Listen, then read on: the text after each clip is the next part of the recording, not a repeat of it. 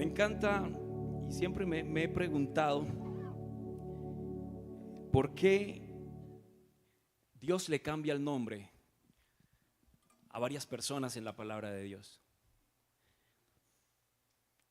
Y me puse a estudiar un poco acerca de esto y me di cuenta que en el mundo antiguo los nombres no eran estos bonitos que buscamos ponerles a nuestros hijos, sino que cada nombre tenía un significado. No le llamaban por llamarlo, sino que en el mundo antiguo intentaban darle una identidad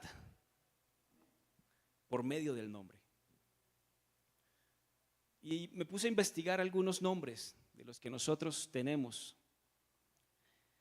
Y cuando nacieron mis hijos, bueno, nos pusimos de acuerdo con mi esposa para ver cómo le íbamos a llamar, pensando justamente en que también sonaran bonito, pero que tuvieran una identidad.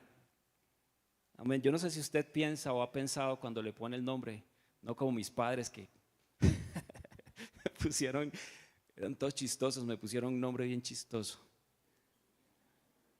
Un nombre americano para un colombiano, Arlington, Dios mío.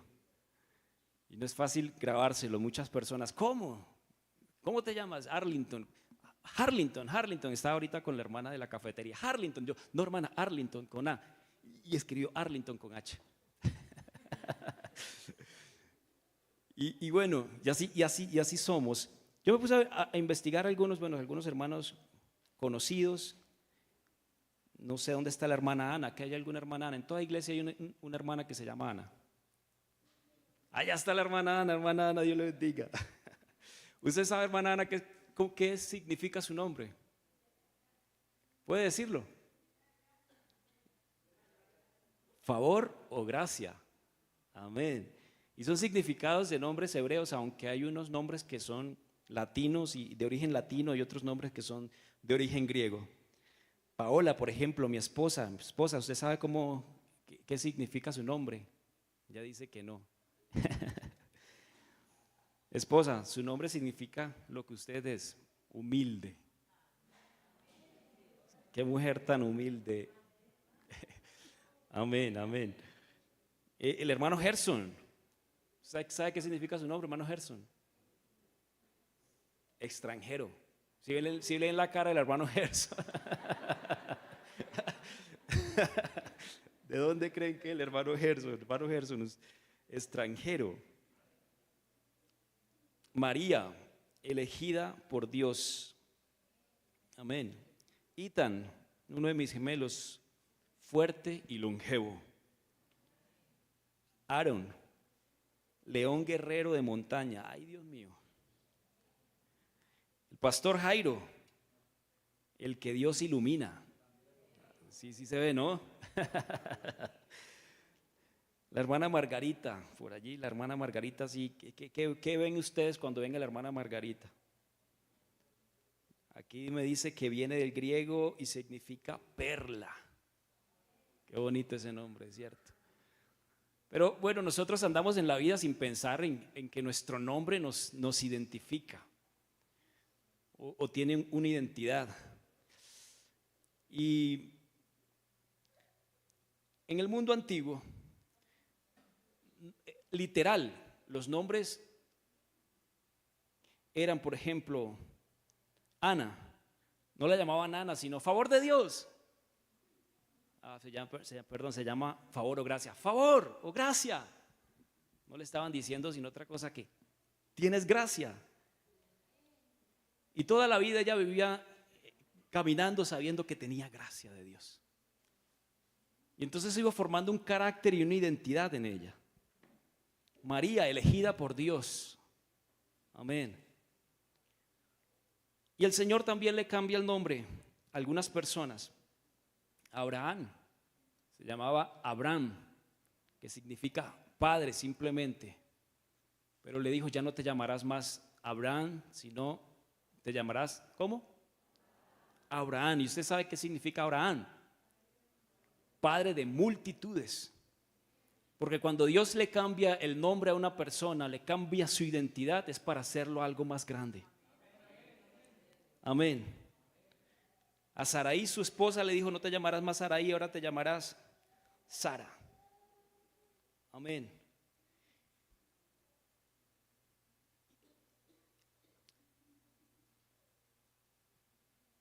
Tiene un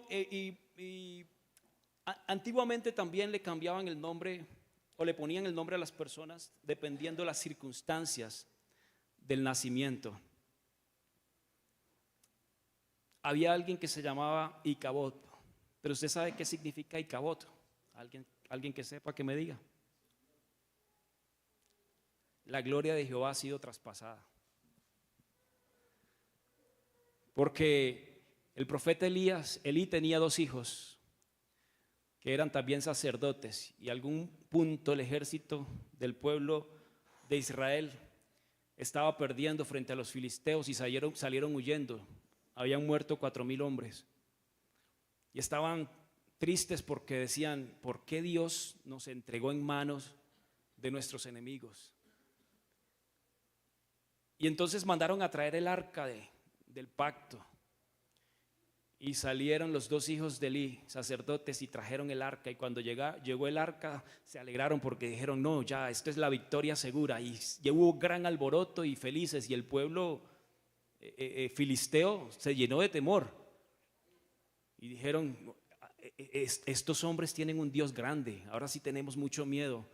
Pero esto es morir o ir a vencerlos. Y les dijo: levántense como hombres y vamos a pelear contra el pueblo de Israel. Y aunque estaba el arca allí, mataron a 32,000 hombres de infantería y el pueblo de Israel perdió. Y uno de ellos salió huyendo, uno de los soldados, y llegó, alcanzó, y dice la palabra de Dios que estaba lleno de polvo, llegó blanco, sudado, cansado, a donde el profeta Elí, y le dijo: ¿por qué estás este alboroto? ¿Qué es lo que está pasando?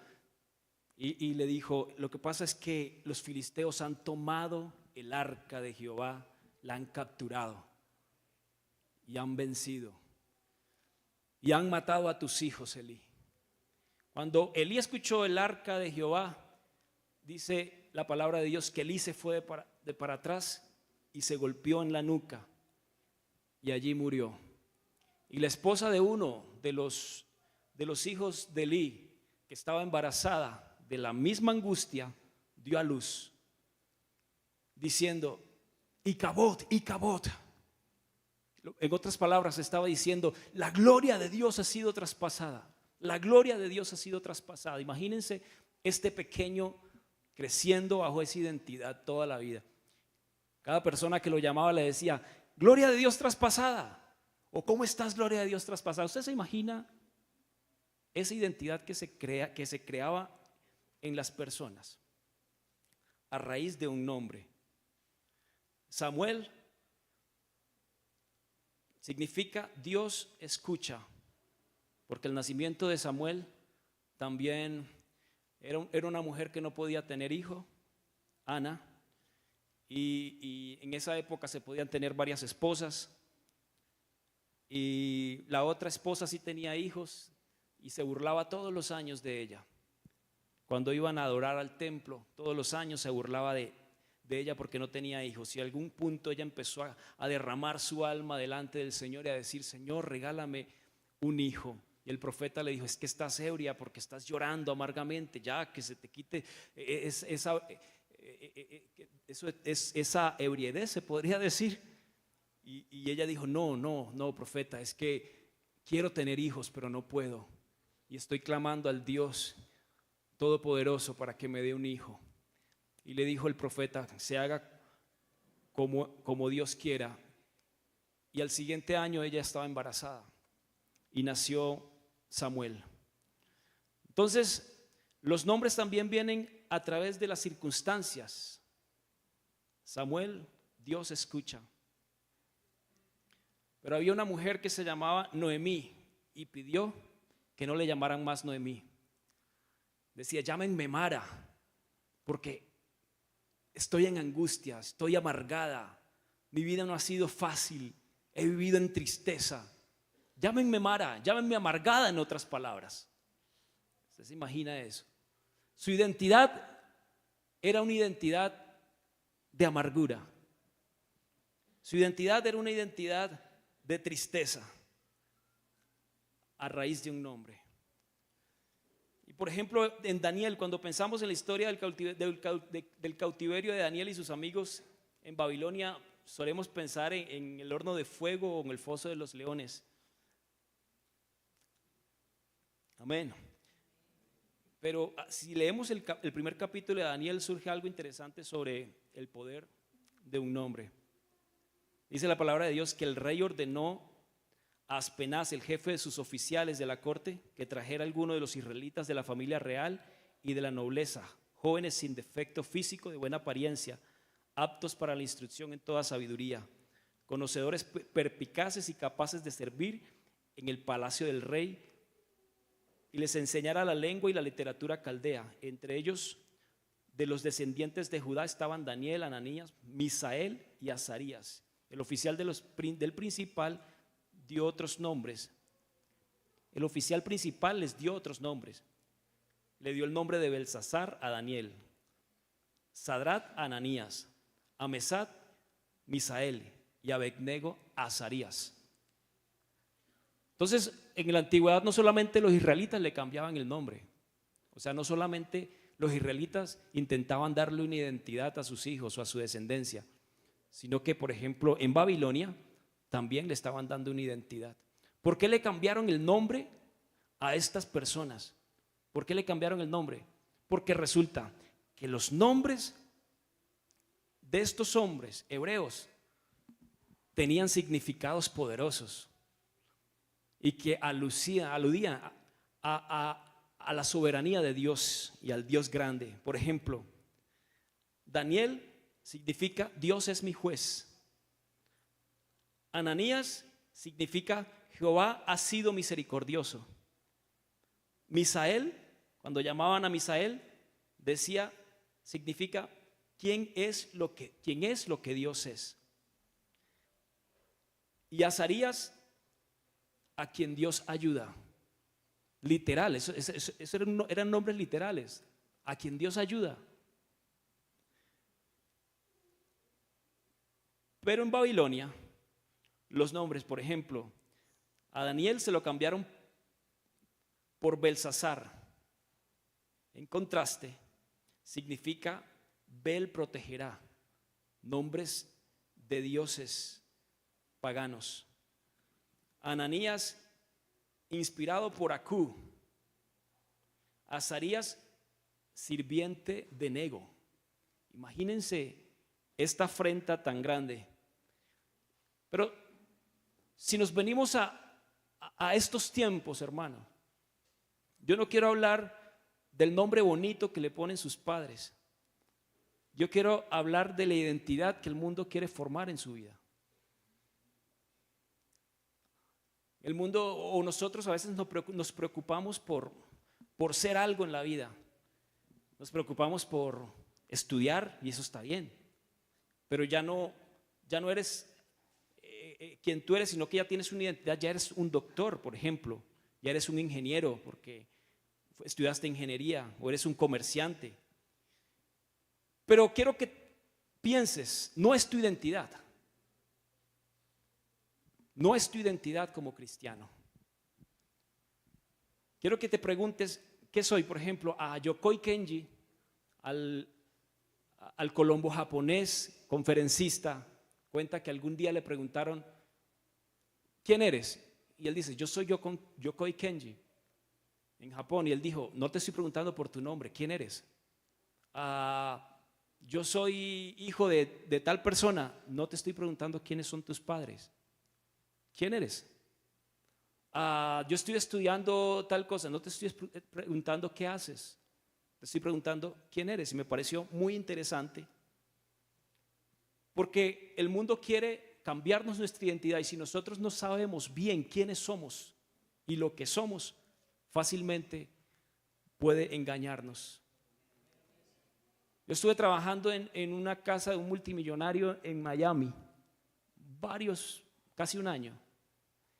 y tenía una hija de 15 años que cuando le preguntaban quién era o qué era, ella decía, aún no me he definido.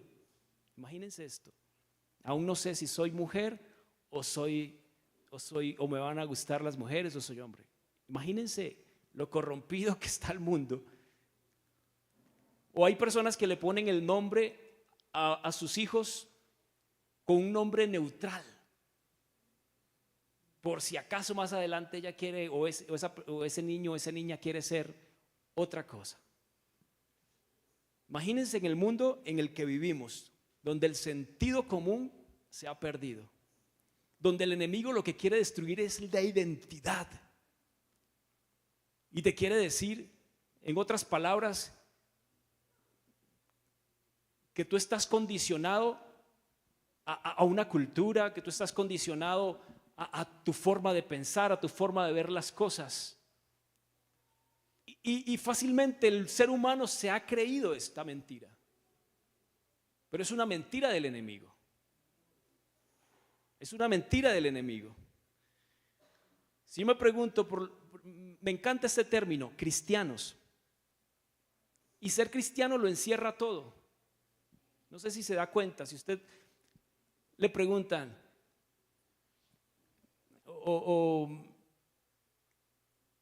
por ejemplo, si sabemos que somos cristianos, un cristiano da un buen ejemplo. El que es cristiano es un buen esposo. El que es cristiano es un buen compañero de trabajo. El que es cristiano, en otras palabras, refleja a Cristo. El que es cristiano lleva a Cristo en su vida. Intenta comportarse como Cristo. Entonces imagínense esta palabra cristiano, qué hermosa, apareció por primera vez en Antioquía. Antes le llamaban los del camino porque se paraban en las calles a predicar a Jesús. Pero en Hechos 11:25 dice que fue la primera vez que los llamaron cristianos, fue en Antioquía. Los soldados bajo las órdenes de los generales en el ejército romano eran identificados por el nombre de su general, añadiendo iano al final. Un soldado bajo el mando de César se llamaría a sí mismo cesariano, pero los soldados bajo el orden de Jesucristo comenzaron a llamarles cristianos. Eusebio, el famoso historiador de la iglesia primitiva, describió a un creyente llamado Sactus, proveniente de Lyon, Francia, que fue torturado a causa de Jesús. Y mientras lo torturaban cruelmente, esperaban hacerle decir algo malo o blasfemo. Le preguntaban su nombre y solo respondía: soy cristiano. ¿A qué nación perteneces? Respondía: soy cristiano. ¿En qué ciudad vives? Respondía: soy cristiano. Sus interlocutores empezaron a enfadarse. ¿Eres esclavo o eres un hombre libre? Soy cristiano, era la única respuesta. No importaba lo que le preguntaron, él solo respondía: soy cristiano. Esto hizo que sus torturadores estuvieran aún más decididos a doblegarlo, pero no pudieron. Sactus murió con palabras, con las palabras: soy cristiano en sus labios. Me encanta esa palabra, soy cristiano. A veces el mundo, la identidad que nos da el mundo, de pronto nuestro trabajo nos hace olvidarnos de algo tan importante, hermano. Eres cristiano. En tu trabajo sí, eres un doctor, eres un arquitecto, eres un comerciante, pero por encima de eso tienes una identidad. Eres cristiano. En tu escuela tienes una identidad. Eres cristiana, eres cristiano. ¿Cómo vivió Cristo? ¿Qué te enseñó Cristo? Amén. Y me encanta esta lucha, este capítulo de la lucha que tuvo Jacob con el ángel de Jehová. Y el ángel le pregunta: ¿quién eres? ¿Y será que el ángel no sabía quién era? ¿Será que Dios no sabía quién era? Pero resulta que Jacob, usted sabe qué significa Jacob, ¿cierto? Significa engañador, significa suplantador. Entonces, cuando él le dice: soy Jacob, en otras palabras, estaba diciéndole: esto es lo que yo soy. Soy un engañador, soy un estafador, he engañado a mi hermano. Desde pequeño he estado haciendo cosas, me ha ido hasta mal, he estado siendo perseguido toda mi vida, he sido un perdedor, estoy aquí, pero esto es lo que soy. Y hay una pregunta en esta noche para ti de parte de Dios. ¿Quién eres? ¿Quién eres cuando nadie te ve? ¿Quién eres en lo secreto? ¿Qué hay en tu corazón? No quién eres cuando vienes aquí a la iglesia solamente, sino de las puertas para afuera, allá encerrado en tu cuarto. ¿Qué ven tus ojos? ¿Qué escuchan tus oídos? ¿De qué te alimentas? Si te alimentas de la palabra o te estás alimentando de otras cosas, estás alimentándote de lo que te edifica o de lo que te lleva por un mal camino, porque de esto depende, hermano, tu salvación. De saber quién eres depende tu salvación. De tener claro quién eres depende, aleluya, de tu caminar con Dios. Hay una pregunta, ¿quién eres? Quiero que se pregunte allí dentro de usted mismo, ¿quién soy? Hay quienes traen la identidad de sus padres. Es que mis padres, mi papá fue un borracho, entonces yo tengo también que seguir la misma línea, porque bueno, eso fue lo que me enseñaron. Mi papá fue en mi casa había muchas guerras, muchas peleas y maltratos, y entonces eso fue lo que yo aprendí, eso es lo que yo soy. No, es que ¿cómo te conoce el mundo? ¿Qué identidad te ha puesto el mundo? Él es un mentiroso. Es que él es un deshonesto en el trabajo. Esto es lo que el mundo te ha dicho que eres posiblemente. Por eso te pregunto, Dios te está preguntando quién eres allí, cómo te llamas, cuál es tu identidad. No te estoy preguntando el nombre bonito que te puso tu papá, te estoy preguntando quién eres. El Señor te está preguntando qué hay en tu corazón realmente, cómo te conocen, cómo te identificas. Yo tenía un amigo venezolano, o tengo un amigo venezolano, que su destino era ser el reemplazo de su abuela bruja. Se supone que ellos pasan de generación en generación sus conocimientos.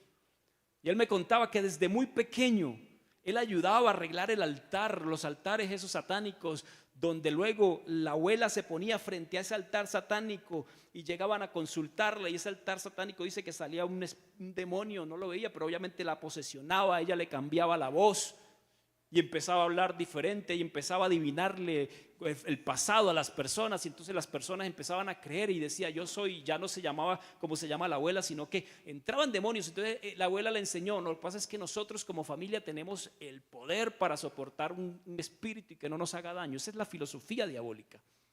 Y el destino de este hombre era ser el reemplazo de ella, y ella lo estaba enseñando, hasta que un día Cristo se cruzó en su camino. Después de conocer muchas cosas de brujería, aleluya, el Señor se atravesó en su camino. Hoy es un predicador de la palabra, porque Él es el único que puede cambiar tu destino. Él es el único que puede cambiar lo que eres, en lo que te has convertido, en lo que crees que eres, en lo que el mundo te ha dicho que eres, en lo que el mundo te ha condicionado que tú eres. Usted se ha preguntado ¿qué seríamos hoy en día si Cristo no se hubiera atravesado en nuestra vida? Piensa en esto, hermano, esto es importante, que también lo tengamos presente, porque es necesario recordar esto para ser agradecidos con Dios. ¿Usted se imagina de dónde lo sacó Dios? ¿Usted se imagina qué sería hoy en día? Muchos dirían, bueno, podría conocerlo por mis amigos ya no están aquí, mis amigos están muertos, o uno está posiblemente ese también era nuestro futuro, posiblemente ese también era nuestro destino, pero tenemos el Dios que cambia los nombres, tenemos a un Dios que cambia la identidad, tenemos a un Dios poderoso, aleluya. Y miren, el que no crea eso, mírenos a nosotros. Somos ejemplos vivos de que un día el Señor cambió nuestro destino y nos puso un nombre diferente. ¿Cuántos dicen amén? Un agradecido en esta noche. Aleluya.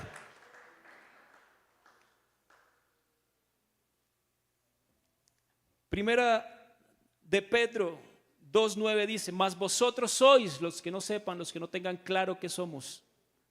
Si lo sabe, dígalo conmigo. Mas vosotros sois, dígalo, linaje escogido, real sacerdocio, nación santa, pueblo adquirido por Dios, para que anunciéis las virtudes. ¿Para qué?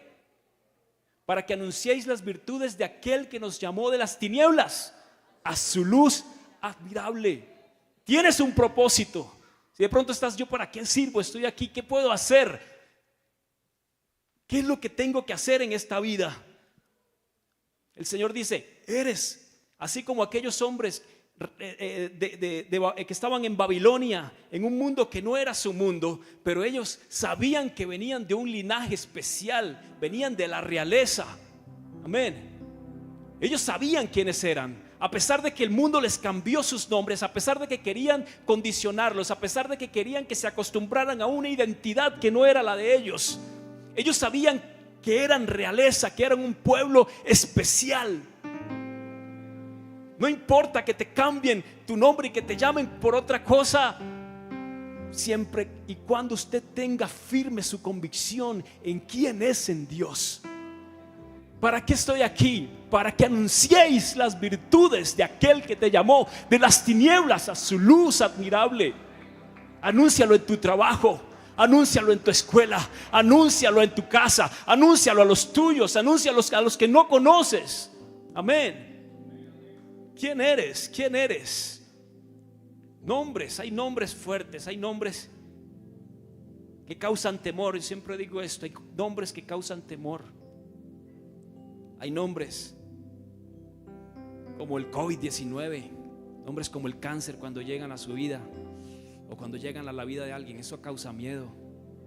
Pero estamos hablando de los nombres, y el Señor nos dio un nombre que es sobre todo nombre, más grande que el nombre del cáncer, más grande que el miedo que produjo el COVID-19, más grande que cualquier circunstancia, que cualquier dificultad. Y ese nombre fue invocado sobre su vida. Usted donde va caminando lleva un nombre, hermano, lleva una identidad. Y en ese nombre, si haces uso de ese nombre, en ese nombre echaréis fuera demonios.